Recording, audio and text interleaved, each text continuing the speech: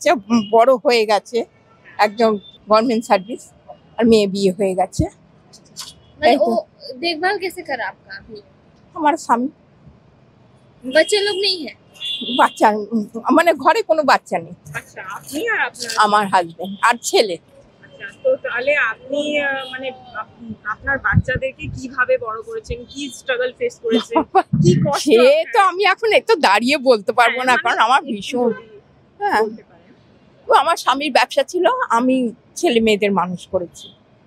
এই मैं आप तो कर दिए, ठीक है, उन लोग को बड़ा कर दिए, तो क्या वो लोग आपको वैसे ही देखभाल कर रहे हैं अभी? হ্যাঁ, দেখভাল করে।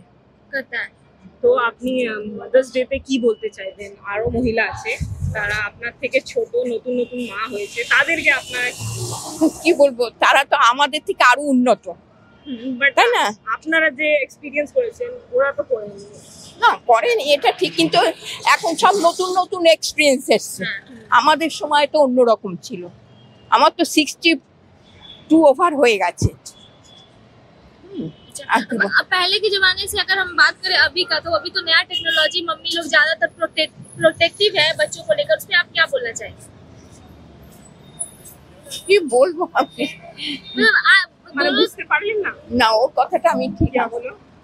प्रोटेक्टिव है ना नया जमाना। মানে এখনকার মায়েরা অনেক বেশি মানে বেশি কিছু টাচ করতে দেয় না বাচ্চাদেরকে, অনেক টেকনোলজি এসে গেছে। হ্যাঁ হ্যাঁ তো হ্যাঁ হ্যাঁ, সেই ব্যাপারে আপনি কি বলবেন? আগের মারা ওরকম হতো না যেমনি আমার তো 62 ওভার হয়ে গেছে, এবার বুঝতেই পারছো।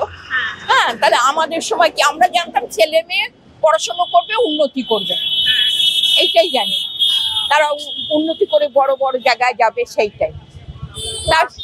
সেটা আমার ছেলে মেয়ে করেছে। তো আপনার এখন মনে হয় যে আগের মারা যতটা স্যাক্রিফাইস করতো, আজকের টাইমে মারা অতটা স্যাক্রিফাইস করছে না, আপনার কি এটা ফিল হয়?